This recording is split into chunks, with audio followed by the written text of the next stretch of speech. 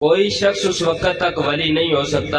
جب تک اس کے عقیدے میں توحید کی کمزوری ہو، اللہ کی توحید میں وہ کسی کو شامل کرتا ہو تو وہ مشرک ہو جائے گا، ذاتی طور پر کرے یا صفاتی طور پر کرے۔ کوئی شخص کسی کو یہ کہے کہ یہ میرے کرنے سے ہوتا ہے، میں کسی کو اولاد دے سکتا ہوں، میں کسی کو مال دے سکتا ہوں، میں کسی کو عزت دے سکتا ہوں، میں کسی کو ذلیل کر سکتا ہوں،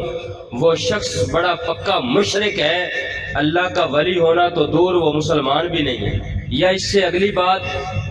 دوسرا رکن چونکہ اسلام کا نماز ہے، جو شخص نماز جیسے اہم ترین فریضے کے اندر غفلت کرے، جو نماز کا تارک ہو، فرض نماز کو چھوڑنے والا ہو، جو اس سے اپنے مریدوں کو پیچھے کرے، جو یہ کہے کہ جس نے ہماری بیعت کر لی بس وہ جنتی ہے، ہم اس کو لے جائیں گے، نماز وہ پڑھے یا نہ پڑھے کوئی مسئلہ نہیں ہے، یا وہ خود کہے کہ مجھے نماز پڑھنے کی ضرورت نہیں ہے،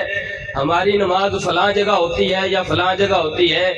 جس نے اس اہم فریضے میں سستی کی، کاہلی کی،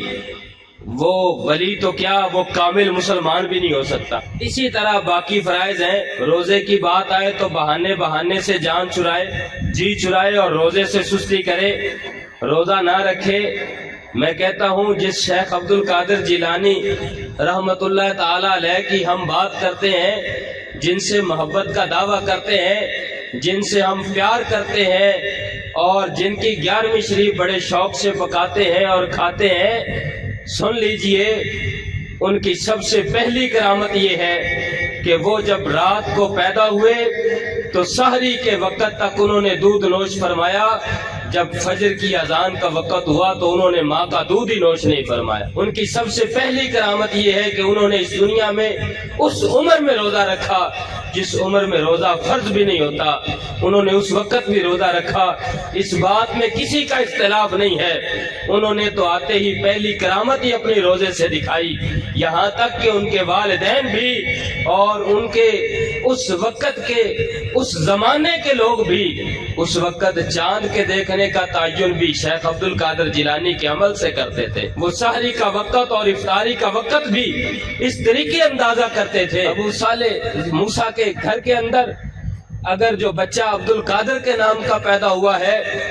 اگر اس نے دودھ پینا بند کر دیا ہے تو سمجھ لو سحری کا وقت ختم ہو گیا ہے، اور افطاری کے وقت اگر انہوں نے ماں کا دودھ نوش فرما لیا ہے تو سمجھ لو افطار کا وقت ہو گیا ہے۔ جو اس وقت بھی